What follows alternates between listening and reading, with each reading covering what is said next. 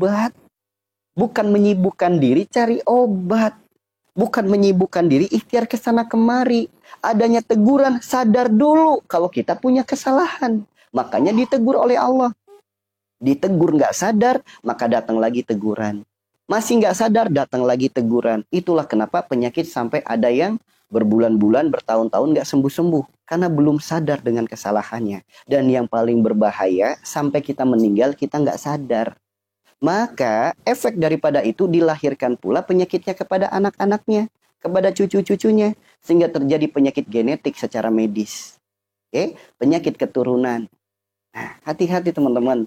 Allah titipkan kita penyakit, Allah bukan nyuruh kita sibuk cari obat, sibuk ikhtiar ke sana kemari, melainkan Allah berpesan untuk kita taubat. Karena sabda Nabi kita jelas, tidaklah Allah titipkan penyakit, melainkan Allah gugurkan dosa. Adanya sakit karena adanya dosa. Gerbang daripada dosa adalah sifat, perilaku, perbuatan kita. Kalau kita pengen sembuh penyakit kita, yuk. Yang pertama, lahirkan kesadaran dulu kalau itu karena dosa kita. Gerbangnya dosa, sifat, perilaku, perbuatan. Maka perbaiki sifat kita, perbaiki perilaku kita, perbaiki perbuatan kita. Ya, mendekat kepadanya, mohon ampun kepadanya. Akui kesalahan kita, bertobat kepadanya. Kemudian kita meminta dan kita memohon. Karena Allah sendiri yang berfirman, wa idza maritu fahuwa yasfin. Sembuh itu milik Allah. Obat itu milik Allah. Pertolongan itu milik Allah. Allah maha segala-galanya. Allah di mana? Allah berfirman, aku dekat, sedekat urat nadimu. Ada Allah yang maha dekat, kenapa nggak didekati? Justru malah sibuk ikhtiar ke sana kemari. Apakah itu pesan dari penyakit? Enggak, teman-teman. Maka bangunlah di sepertiga malam. Menangislah yang lirih dalam keheningan malam. Bermunajatlah cukup alam semesta yang menjadi saksinya. Malaikat yang mengaminkan doanya. Kita memohon ampunan kepada Allah. Kita bertobat kepada Allah. Kita berjanji untuk tidak mengulanginya lagi. Dan kita memohon pertolongan Allah agar dibimbing dalam kebaikan dan ketaatan. Kemudian kita meminta, ya Allah, Engkau lah Rabb yang maha menyembuhkan. Wa idza maritu fahuwa yasfin. Hamba mohon, ya Allah, bimbinglah langkah kaki hamba untuk mendapatkan sembuh yang berkah darimu, sembuh yang kau ridhoi, sembuh yang kau rahmati, sembuh yang melahirkan ketaatan. Allah turun di langit bumi di sepertiga malam. Siapa yang meminta ampunan, Allah ampuni. Siapa yang meminta, Allah beri. Siapa yang memohon, Allah kabulkan. Jika kita minta ampun dari segala kesalahan, Allah ampuni. Jika kita minta pertolongan, Allah berikan pertolongan. Jika kita memohon kesembuhan, Allah berikan kesembuhan. Andaikan sembuhnya harus dengan obat, harus lewat dokter, harus lewat rumah sakit, harus lewat ustadz, harus lewat kiai, lewat herbal, lewat terapi, pasti Allah sendiri yang akan membimbing langkah kaki kita untuk bertemu dan berjumpa dengan jalan sembuh kita. Karena jika Allah sudah menghendaki kita sembuh, sebutir nasi bisa jadi jalan sembuhnya. Seteguk air putih bisa jadi jalan sembuhnya. Bahkan bersin bisa jadi jalan sembuhnya. Jika Allah sudah ikut andil, tidak ada yang mustahil. Allah titipkan kita penyakit, jangan sibukkan diri kita untuk cari obat, untuk ikhtiar. Sibukkan diri kita untuk perbaiki penyebab. Karena bagaimana mungkin kita punya atap bocor, kita hanya sibuk cari ember, cari baskom, bagaimana mungkin bocornya sembuh? Memang betul, dengan adanya ember dan baskom, setidaknya bocor tidak kemana-mana. Betul, dengan adanya kita berobat, minum herbal, terapi, memang mengurangi rasa sakitnya, namun tidak menyembuhkan penyakitnya. Jika ingin sembuh penyakitnya, perbaiki penyebabnya. Apa penyebabnya? Rasulullah yang bersabda, tidaklah Allah titipkan penyakit, melainkan Allah gugurkan dosa. Ya? Ya, seperti itu ya teman-teman ya. Sok saya tanya, kalau kita tanya ke pedagang obat, hai pedagang obat, sakitku penyebabnya apa? Kata pedagang obat, penyebabnya makanan.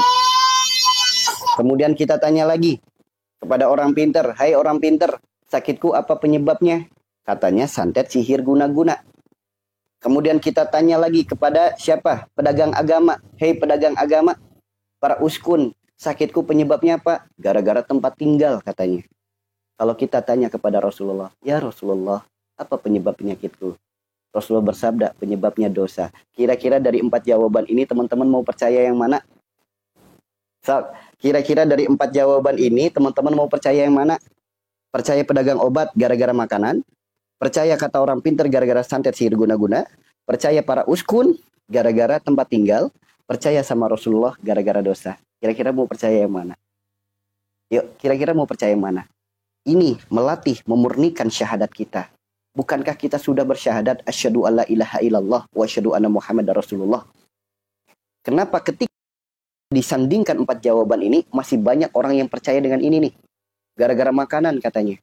Masih banyak nggak orang sakit gara-gara makanan?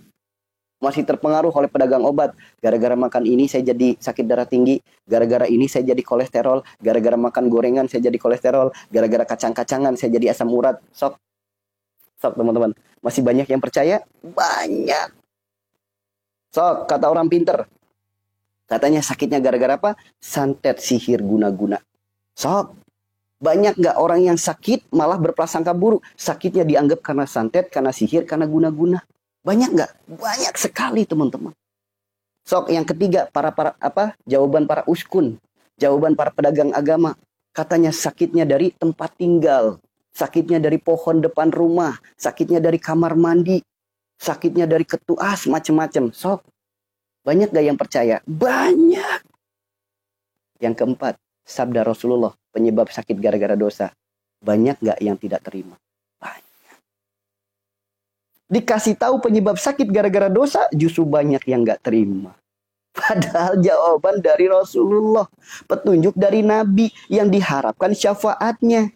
Jika sabdanya saja tidak diyakini, pantaskah kita mendapatkan syafaatnya? Ayo direnungkan baik-baik teman-teman.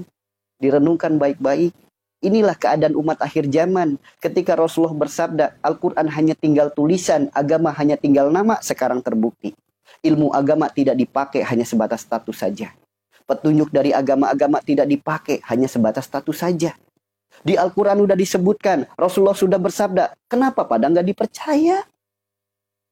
Kenapa pada nggak dipercaya? Ini bukti keimanan kita lemah. Bukti udah digiring opininya oleh oknum-oknum yang punya kepentingan. Nah, ini bukti teman-teman.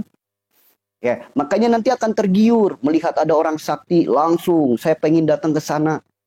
Melihat ada orang seakan-akan tangan kanan dan tangan kirinya nyentuh langsung ke setrum, pengen datang ke sana. Seakan-akan sekali sentuh orangnya langsung ngereok, aing di dia. Langsung penasaran pengen datang ke sana. Nah, ini bukti teman-teman. Udah bukti umat akhir zaman udah seperti ini keadaannya. Sebagaimana yang diwanti-wanti oleh Rasulullah. Ya, akan datang nanti fitnah Dajjal. Apa fitnahnya? Mereka datang dengan membawa gunung emasnya, menawarkan kekayaan. Amalan ini bikin kaya, amalan ini bikin kaya. Orang-orang akan berbondong-bondong kepadanya. Yo, terbukti nggak? Tangan kanan dan tangan kirinya mengeluarkan air dan api seakan-akan sakti. Sekali sentuh orang sakit langsung pada kelepek-kelepek. Orang sakit pada seakan-akan langsung sembuh. So, terbukti nggak sekarang? Yang ketiga, mereka datang akan apa? Yang sakit sembuh, yang mati hidup. So, sekarang banyak nggak yang kayak gitu? Banyak. Ya, inilah keadaan akhir zaman. Hanya orang-orang yang mau berpikir, orang-orang yang mau muhasabah, orang-orang yang mau bertafakur. Mereka yang akan senantiasa mendapatkan pertolongan dari Allah. Ya, sekarang coba orang sakit. Bukannya percaya dengan sabda nabinya, lebih percaya sama sabda pedagang obat.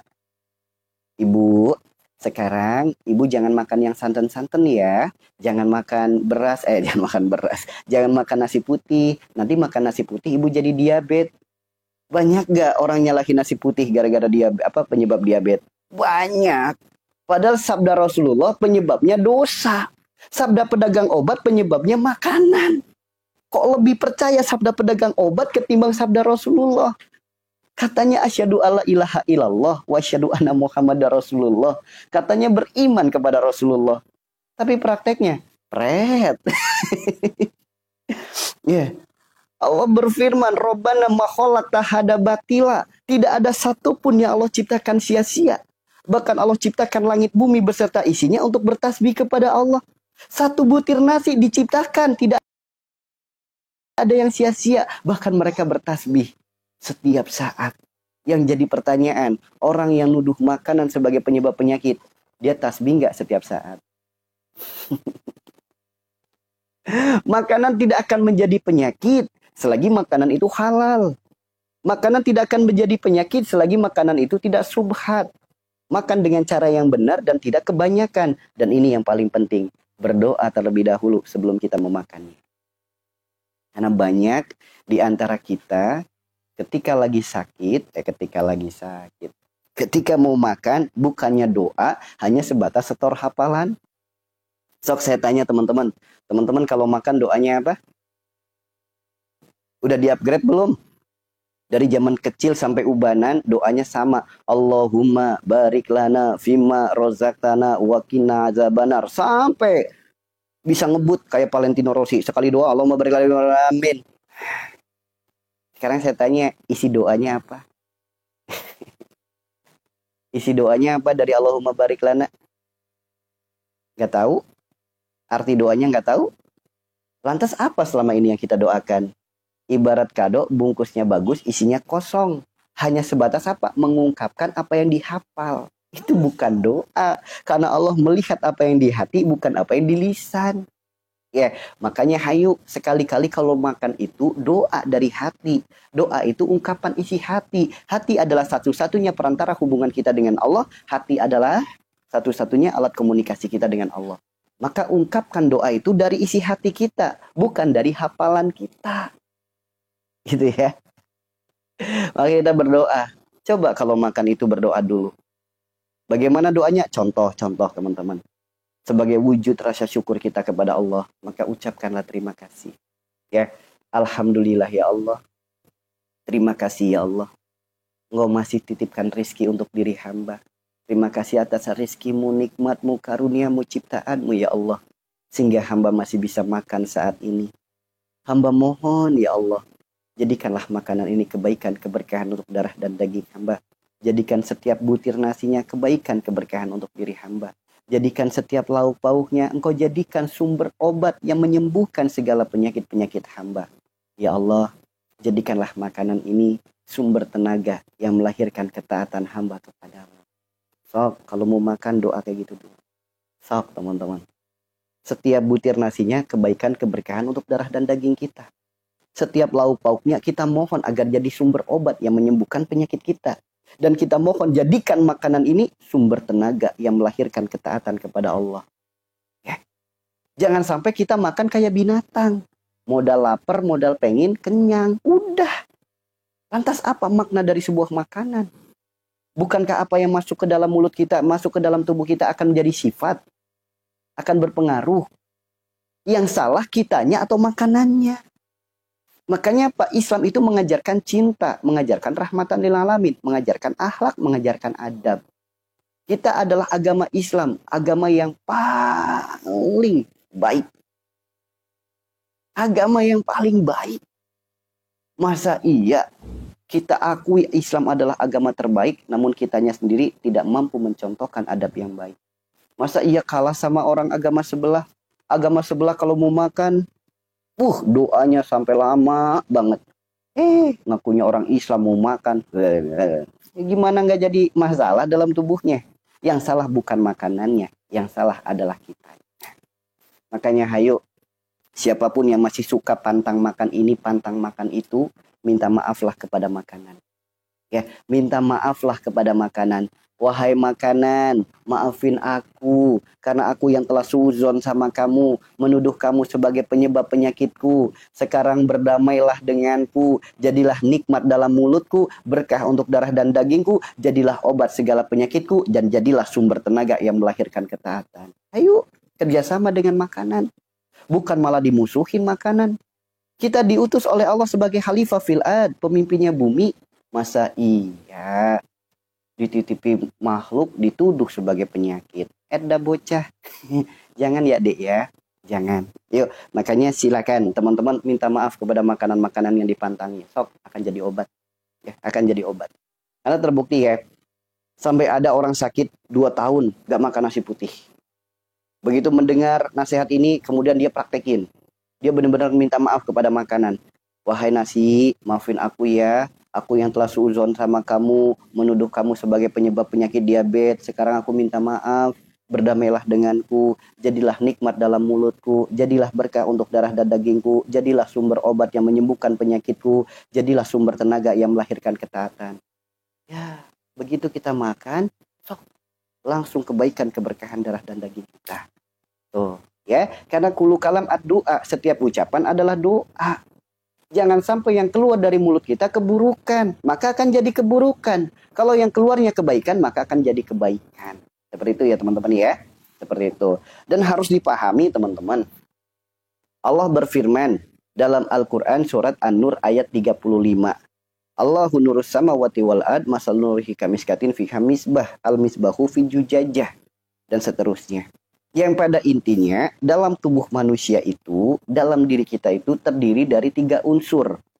Yang pertama unsur miskat namanya. Miskat itu apa? Disebutkan dalam Al-Quran alam yang tidak tembus oleh cahaya.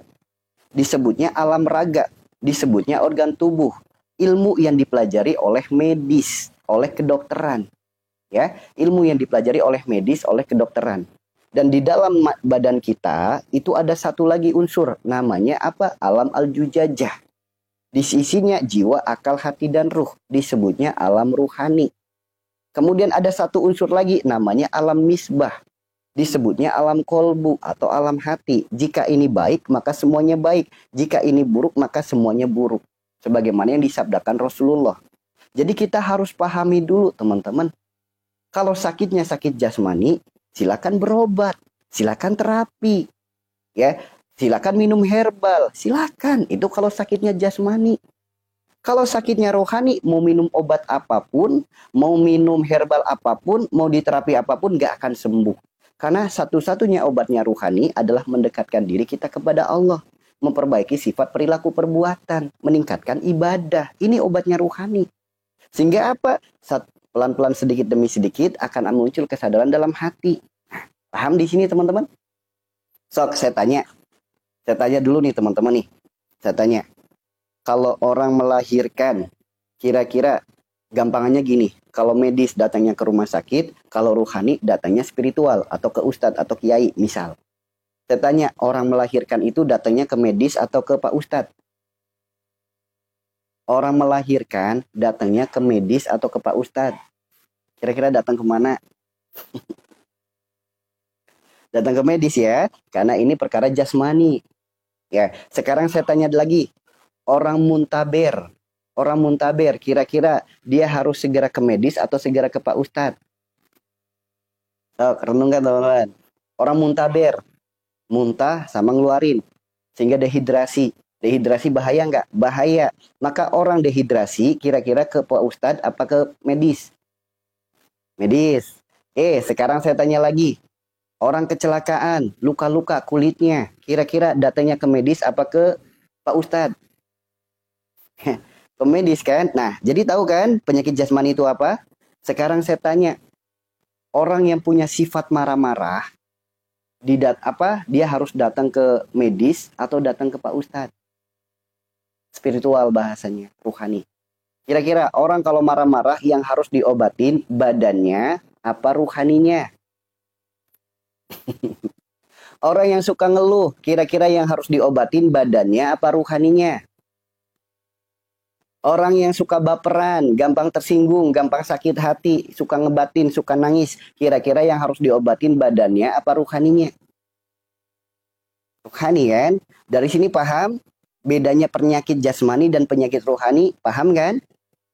Nah, jika ini baik, semuanya baik. Jika ini buruk, semuanya buruk. Jika ini baik, ini ikut baik. Jika ini buruk, ini ikut buruk. Ya, jadi saling berkaitan. Sekarang saya tanya, jika ada orang tidak mampu dalam menata hatinya, menjadikan sifat tinggi hati, orangnya jadi sombong. Kesombongan itu melahirkan amarah dan emosi.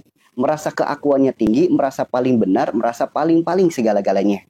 Apa yang dilihat jadi marah dan emosi. Apa yang didengar jadi marah dan emosi. Apa yang dirasakan jadi marah dan emosi. Saya tanya, orang kalau hobinya marah-marah yang harus diobatin, ruhaninya apa jasadnya?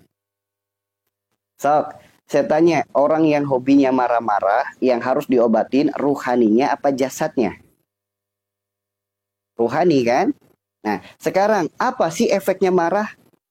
Orang yang marah itu karena tidak mampu dalam menata hati.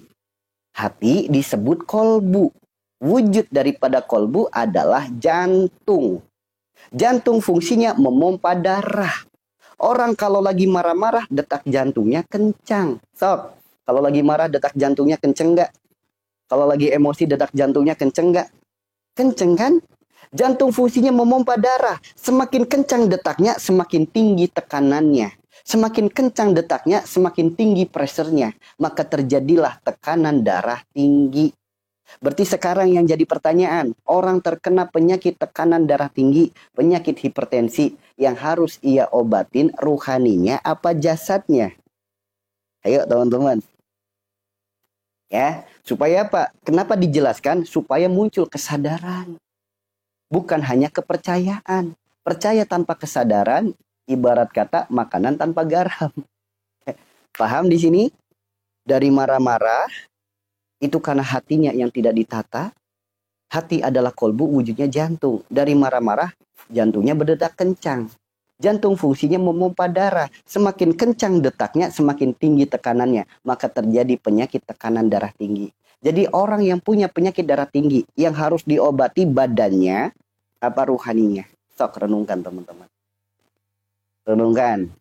Rohaninya kan? Karena nggak bisa, marah nggak bisa diobati dengan kimia. Marah nggak bisa diobati dengan herbal.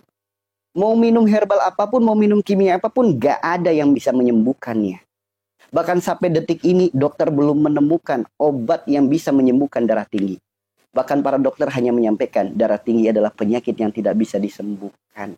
Adanya obat hanya membantu mengurangi efek atau gejala dari darah tinggi. Kepala pusing dan lain sebagainya. Hanya itu teman-teman.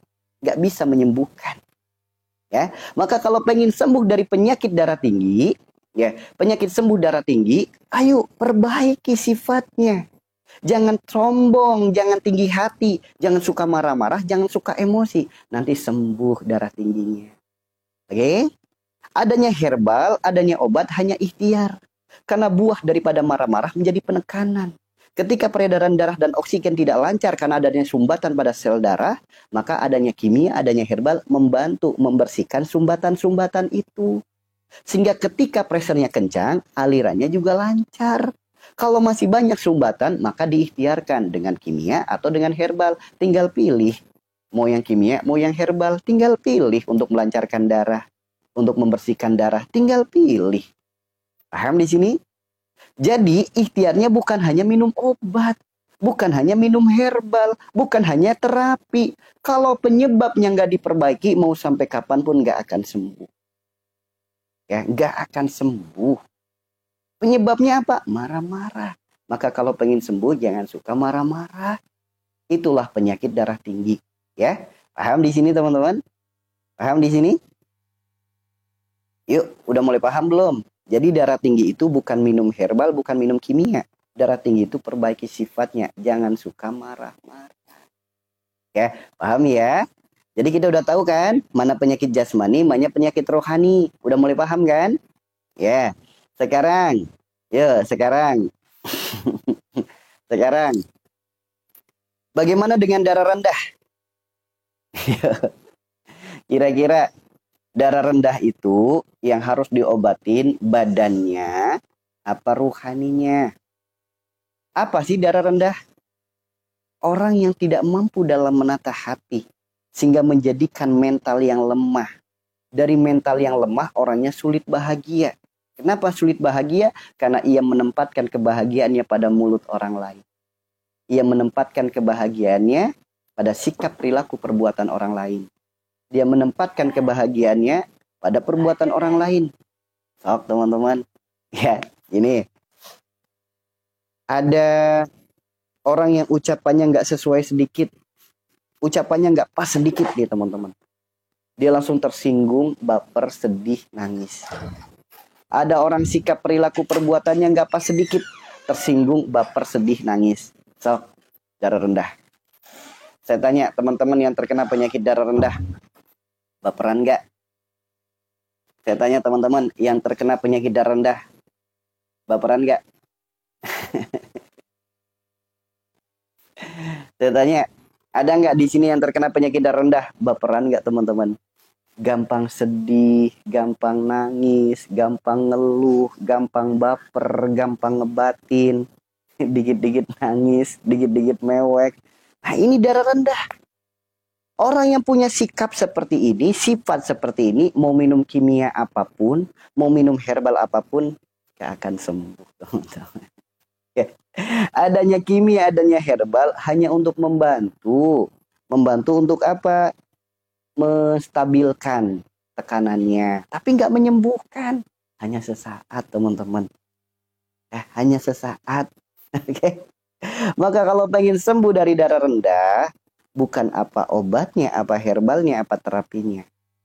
Siap nggak? Jangan baperan lagi. Siap nggak? Jangan suka ngebatin lagi. Siap nggak? Jangan suka gampang nangis. Ya, yuk kalau pengen sembuh. Kalau nggak pengen sembuh ya silakan lakukan ikhtiar yang menurut teman-teman terbaik. Silakan. Seperti itu ya. Jadi ketika kita mengaplikasikan sembuh seperti ini, maka akan terwujud yang namanya sehat lahir batin. Ya, sakitnya menjadi pijakan untuk perubahan dirinya. Menjadi jalan ketaatan kepada Allah. Menjadi kesadaran akan kesalahan. Adanya minum obat, adanya minum herbal untuk apa? Mewujudkan salah satu ikhtiar agar badan sehat. Nah, namun bagaimana mungkin ada badan yang sehat jika ruhaninya nggak sehat? Dari itu ya teman-teman ya. Ya, paham seperti itu? Ya, iya. Orang yang terkena penyakit darah rendah itu ngeyel. Ngeyelnya itu apa? Dikasih tahu bunga lebih wangi daripada sampah, dia tetap memilih sampah. Sebagaimana lalat. Orang yang terkena penyakit darah rendah mudah ngeyel. Sehingga apa? Tidak sedikit yang kadang akhirnya jadi marah-marah, merasa paling benar. Itu seperti itu. Karena merasa yang terbaik, merasa jadi orang baik. Tuh teman-teman. Ya. Gak usah dipungkiri. Kalau kita bicara tentang rohani, ya itu penyebabnya. Kalau kita bicara tentang jasmani, ya tadi sebabnya. Ya. Jadi penyakit ini bukan dulu tentang penyakit jasmani, organ tubuh saja yang masalah. Ada perkara rohani cuy. Ada perkara rohani yang harus kita benahi. Bukan hanya melulu apa obatnya, apa terapinya, apa obatnya, apa terapinya. Dokter udah banyak obatnya. Herbal udah banyak, terapi udah banyak. Kenapa masih banyak orang sakit? Karena itu hanya sifatnya hanya sebatas ikhtiar. Hanya mengurangi rasa sakitnya, namun tidak menyembuhkan. Yang menyembuhkan itu apa? Wa idam maritu fahuwa yasfin. Al-Quran, surat Asy-Syu'ara ayat 80. Mau dibantah ayat Al-Quran? Makanya kalau mendengar ayat Al-Quran, bukan dibantah, imani. Yang membantah, Bani Israel dong. Yang membantah ayat-ayat Al-Quran hanya Bani Israel. Ya, ternyata sifatnya banyak di antara kita. Petunjuknya dari Al-Quran nggak dipercaya. Petunjuknya dari sunnah Nabi nggak dipercaya. Petunjuknya pedagang obat diyakini. Petunjuknya pedagang agama diyakini. Dah, iman macam apa yang kayak gitu? Ayo, bismillah. Semoga melahirkan kesadaran, melahirkan kewarasan. Kenapa? Allah mencintai seorang pendosa yang mengakui kesalahannya. Lalu ia bertaubat. Daripada orang soleh, orang alim yang merasa dirinya nggak punya salah, merasa dirinya nggak punya dosa. Yang jadi kadang bikin miris, soleh kagak, alim kagak, merasa nggak punya salah, merasa nggak punya dosa.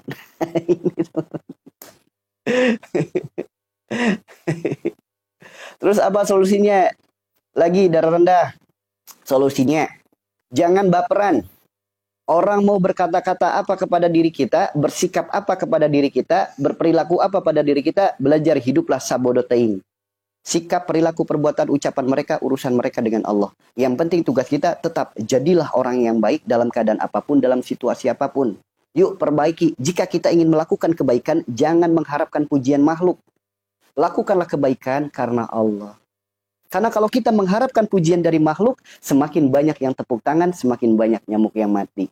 Semakin mengharapkan pujian seseorang, maka semakin mati karakter kita. Kenapa? Orang yang mengharapkan pujian tidak ada manfaatnya.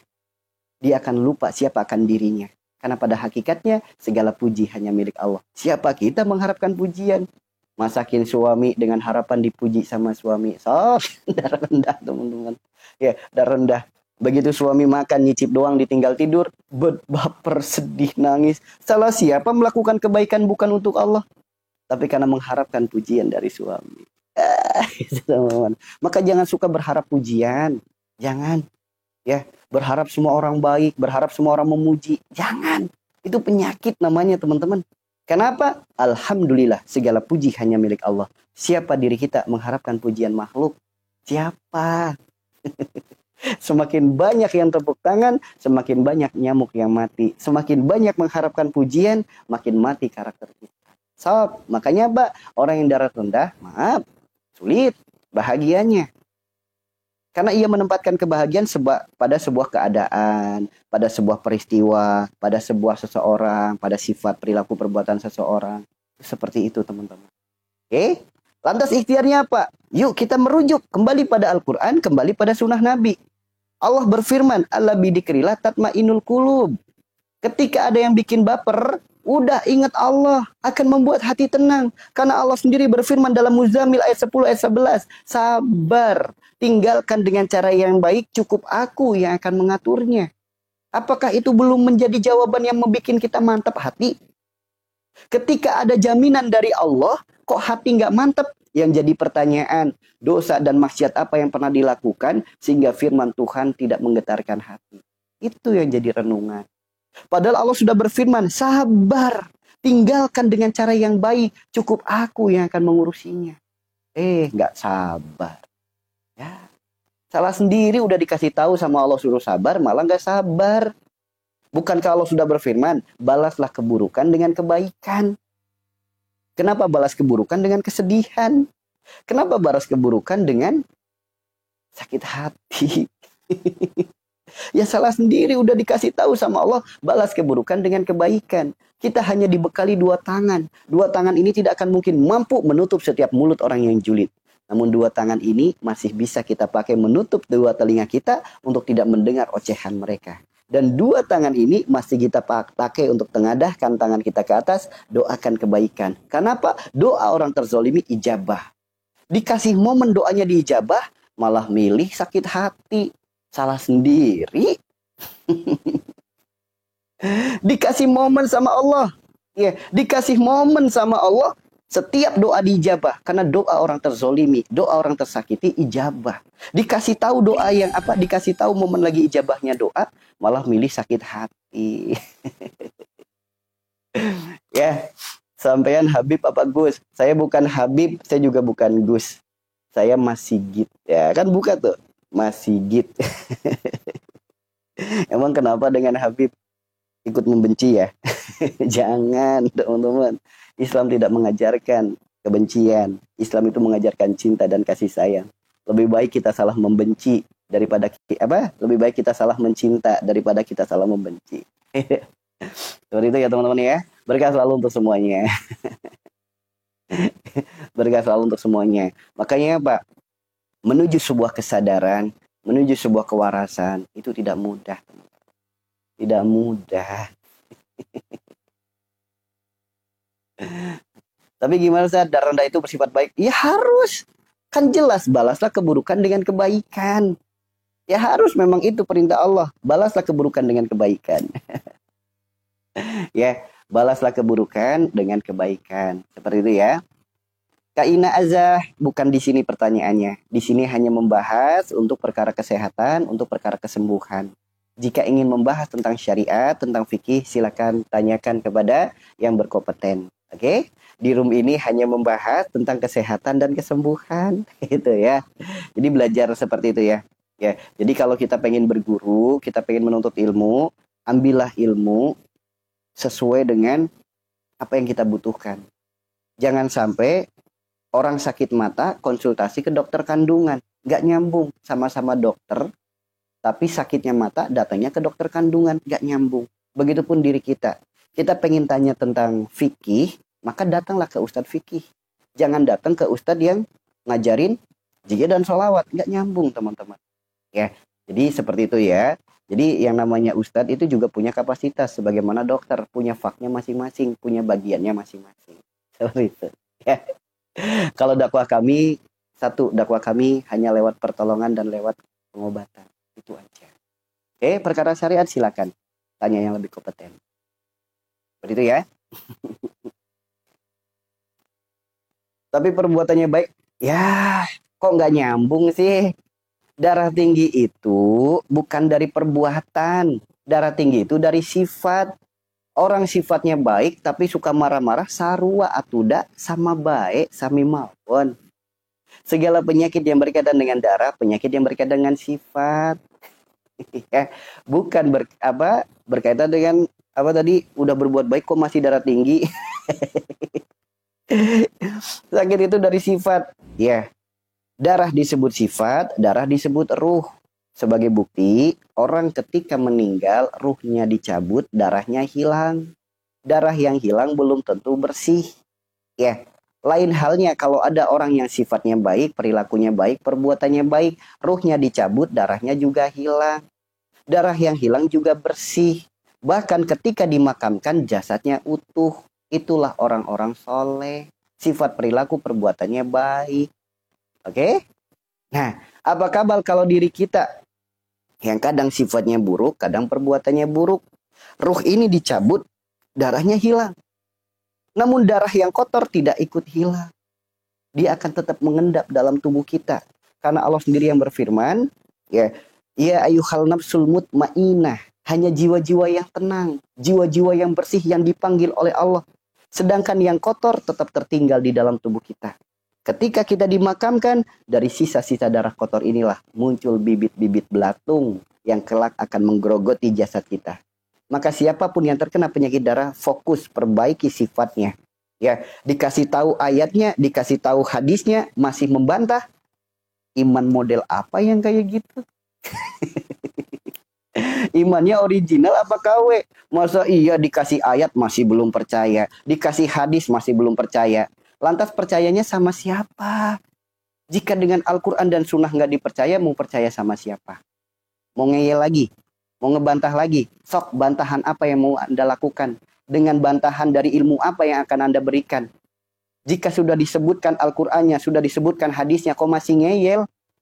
Jangan-jangan Anda Bani Israel. Itu ya, teman.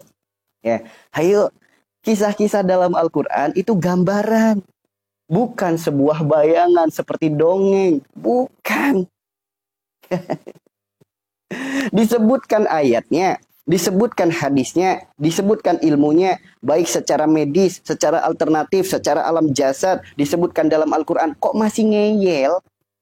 Ya salam.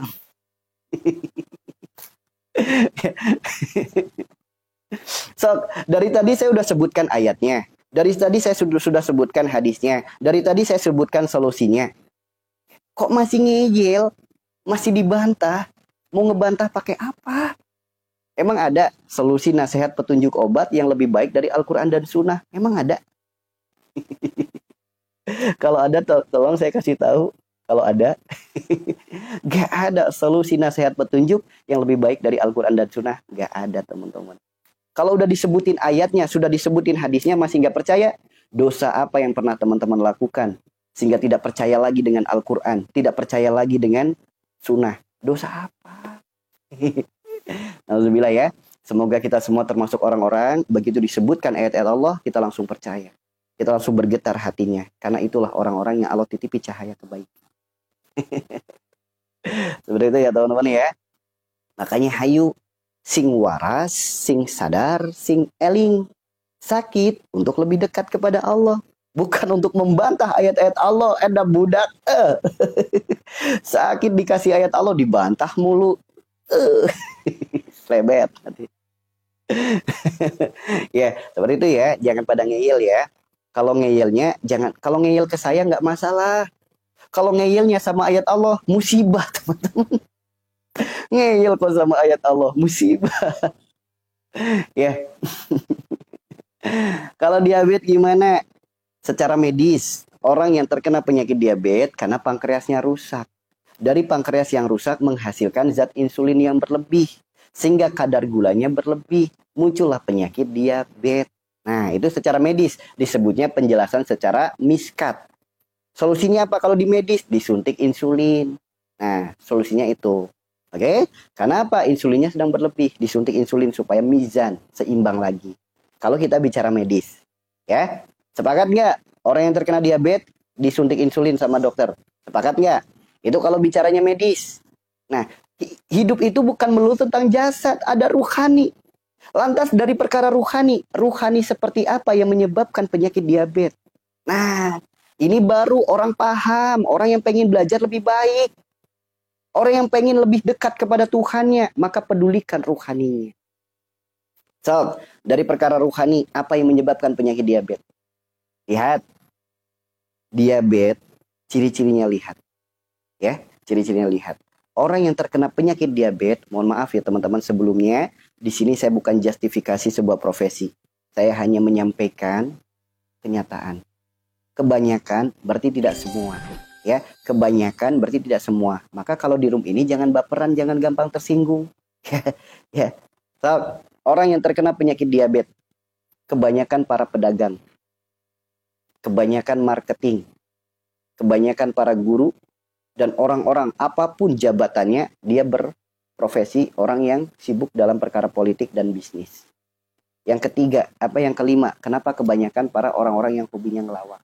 So, orang-orang yang diabetes kebanyakan pedagang bukan? Kebanyakan pedagang bukan? So, marketing banyak nggak yang terkena diabetes? Guru, entah guru di sekolah, entah guru ngaji, so, banyak nggak yang terkena diabetes?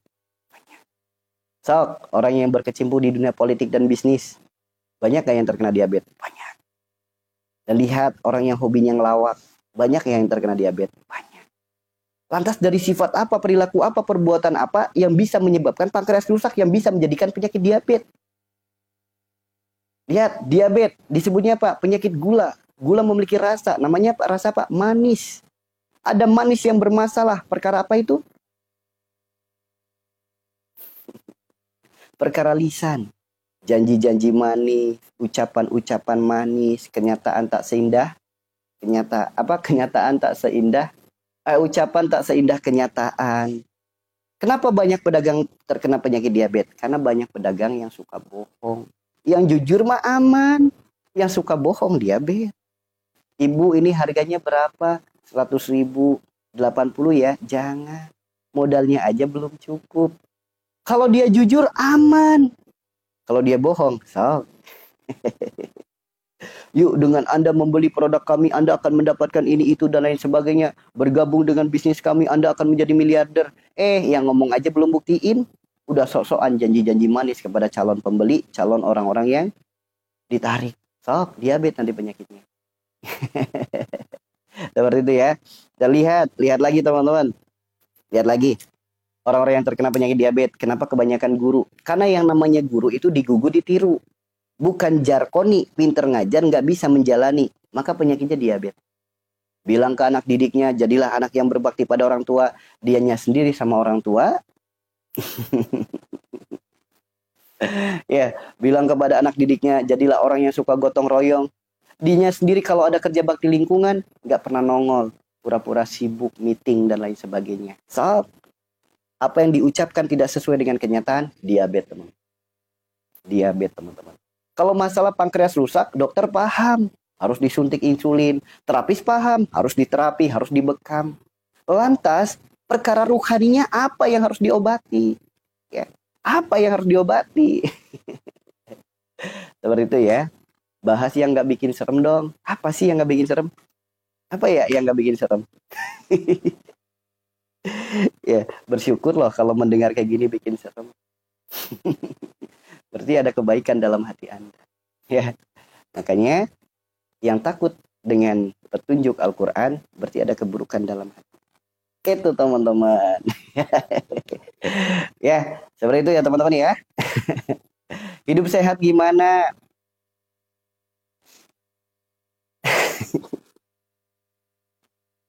Rasulullah bersabda, jika segumpal daging baik, semuanya akan ikut baik. Jika segumpal daging buruk, yang lain akan ikut buruk. Kalau kita pengen hidup yang baik, maka perbaiki hatinya. Oke? Kalau kita pengen hidup baik, perbaiki hatinya. Orang yang banyak materi belum tentu hidupnya baik. Orang yang badannya sehat belum tentu hidupnya baik. Kalau pengen hidupnya baik, perbaiki hatinya. Ya, karena hati itu adalah kolbu, sebuah isi. Apa yang keluar dari sebuah wadah tergantung isinya. Kalau keluarnya keburukan, karena isinya keburukan. Kalau keluarnya kebaikan, karena isinya kebaikan. Jadi kalau kita hidup, kalau kita hidup kok penuh dengan keburukan, karena hatinya banyak keburukan. Karena kebanyakan di antara kita itu munafik. Kebanyakan di antara kita itu munafik. Kenapa munafik? Bilangnya sehat lahir batin, mohon maaf lahir batin. Prakteknya, lahir doang, batinnya kagak pernah diobatin. Batinnya kagak pernah diurus. Sok, sebagai bukti, kalau lagi sakit kepala, apa yang dipikirkan segera? Apa obatnya? Sakit perut, buru-buru cari obat sakit perut. Sakit gigi, buru-buru cari obat sakit gigi. Giliran ruhaninya sakit, boro-boro diobatin. Sadar hatinya sakit juga enggak. Lah ini masalahnya teman-teman. Padahal jika segumpal daging baik, semuanya baik. Jika segumpal daging buruk, yang lain buruk. Kebanyakan di antara kita hanya memikirkan jasad itu mulu. Jasmani mulu. Kebutuhan duniawi mulu. Akhiratnya, ruhaninya nggak pernah dipikir, nggak pernah diurus. Seperti itu ya teman-teman ya. Maka kalau pengen baik, hatinya baikin. Kalau ada keburukan, perbaiki hatinya. Masalah itu, Allah titipin kita masalah. Allah bukan sedang nyuruh kita berpikir terus-menerus. Bukan. Masalah itu bukan untuk dipikirkan. Masalah itu untuk dizikirkan. Jangan merasa pinter, jangan merasa sombong. Dititipi masalah, dipikir terus. Sebesar apapun masalah kita, sekecil apapun masalah kita, jika tidak ada tangan Allah di dalamnya, tidak mungkin kita bisa keluar dari masalah kita. Tanpa pertolongannya kita tidak akan mungkin keluar dari masalah kita. Masalah semakin dipikirkan, otak kita punya kapasitas. Semakin dipakai untuk berpikir konsep, nanti bisa jadi stres, bisa jadi depresi. Masalah dijadikan beban hidup, hanya ditaruh di punggung, hidup akan semakin terpuruk. Adanya masalah itu dijadikan pijakan anak-anak tangga untuk kita lebih dekat kepada Allah. Itu teman-teman. Paham di sini?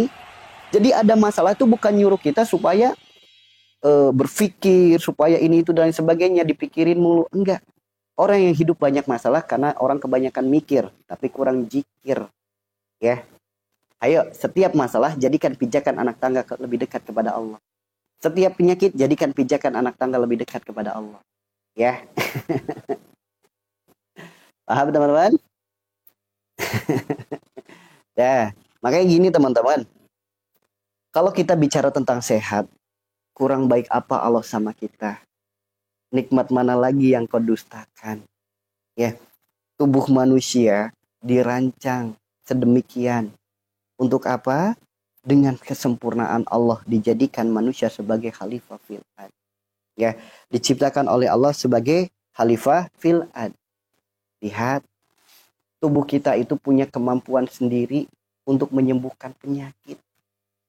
Tubuh kita itu punya kemampuan sendiri untuk memperbaiki sakit. Coba deh direnungkan dengan akal sehat. Saya tanya, ada orang sakit kepala, minum obat sakit kepala, minumnya lewat mulut, turunnya ke lambung. Kenapa yang sembuh kepala?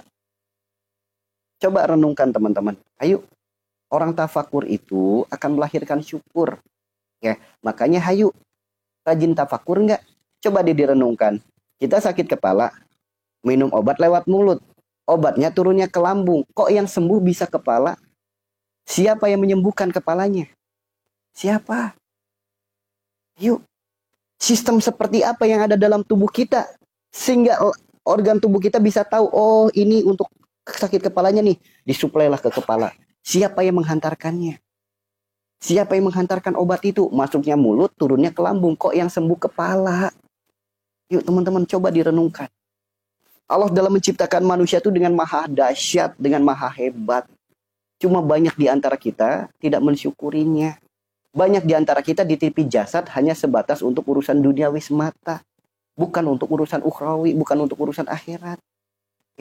Makanya lihat, orang pengen sembuh, kitab pengobatan manapun selalu menyampaikan sembuh itu mudah.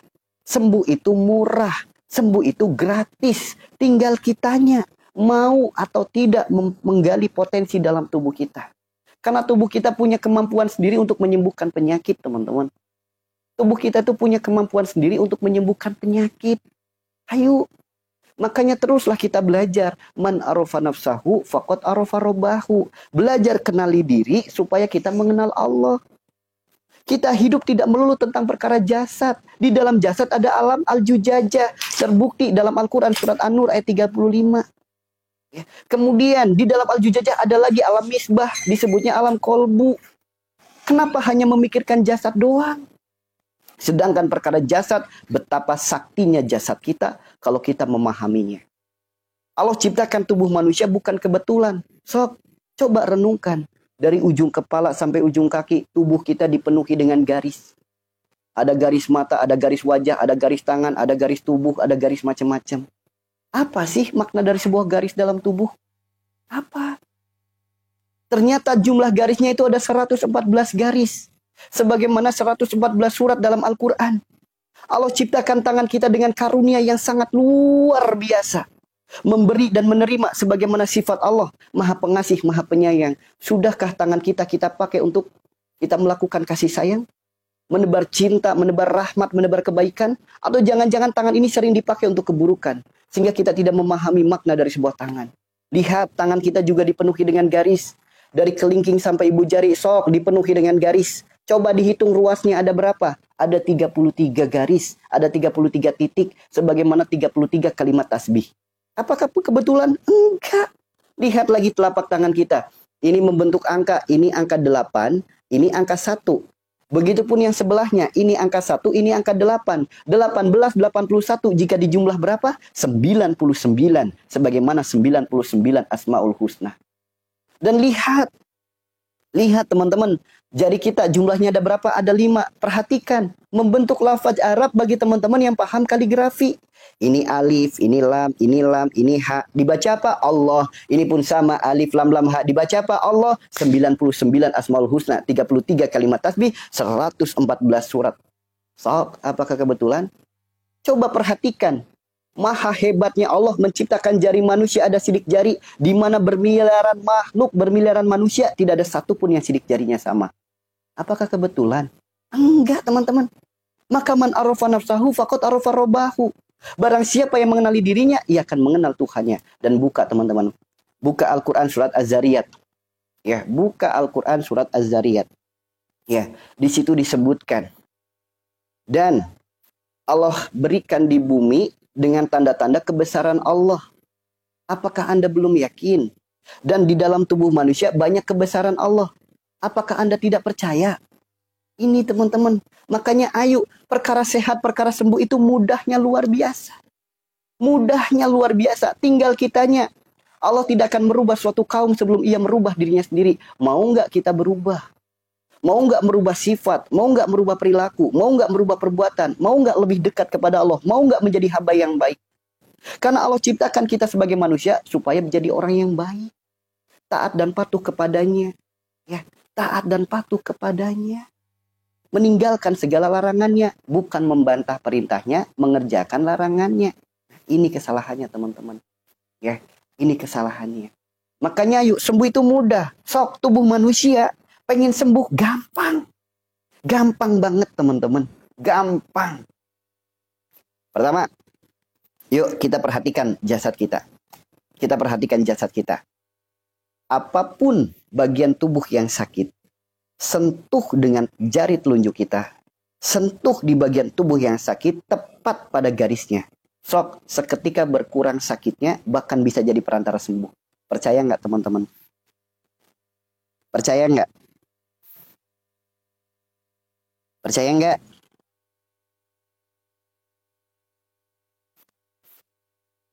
Jari telunjuk kita sentuh di bagian tubuh yang sakit. Sok. Jari telunjuk kita sentuh di bagian tubuh yang sakit.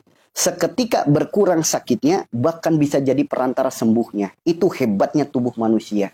Bagi orang-orang yang mau berpikir. Karena Allah sendiri yang berfirman dalam An-Nur ayat 35. Nurun ala nur, cahaya berlapis-lapis. Andaikan lautan sebagai tinta, pohon sebagai pena, 7 lautan tinta tidak akan pernah cukup untuk menulis kalam-kalam Allah, untuk menjelaskan ilmu-ilmu Allah. Tidak akan pernah cukup. Begitu dahsyatnya penciptaan Allah yang namanya manusia.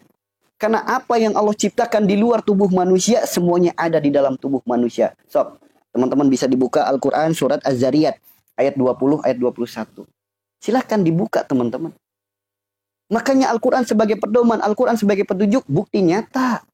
Jangan sebagai dongeng. Sok, buka Al-Quran, surat Az-Zariyat, ayat 20, ayat 21. Buka, teman-teman.